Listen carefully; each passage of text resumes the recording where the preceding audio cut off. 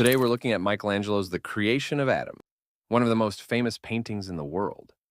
You've seen it in museums, memes, and probably that guy's obnoxious tattoo sleeve at Coachella.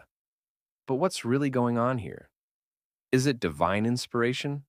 Or just two bros about to fist bump their way into art history? First, let's talk about Adam. My guy's lounging like he just hit the snooze button on creation. He's like, "Oh, you're giving me life.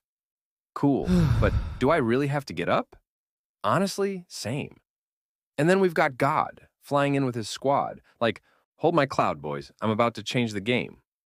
Side note, why do the angels look like they're not totally sold on this idea? Especially that one in the corner, like, do we really need another human? Now, let's address the elephant in the Sistine Chapel, the awkward, almost handshake. Seriously, what's with the gap? And God, you're omnipotent. Maybe just reach a little further. Adam, buddy, are you even trying? It's like the first ever missed high five, and humanity's been struggling with hand-eye coordination ever since. Fun fact, Michelangelo painted this masterpiece while lying on his back for 4 years. 4 years. That's longer than some people stay at their jobs. And you thought your neck pain from scrolling TikTok was bad. Also, conspiracy theorists love this one. Some say the red cape around God is shaped like a brain, symbolizing that God is actually giving Adam intelligence. Or, hear me out, maybe Michelangelo just thought the cape looked dope. And of course, the creation of Adam is the blueprint for every awkward bro moment in history.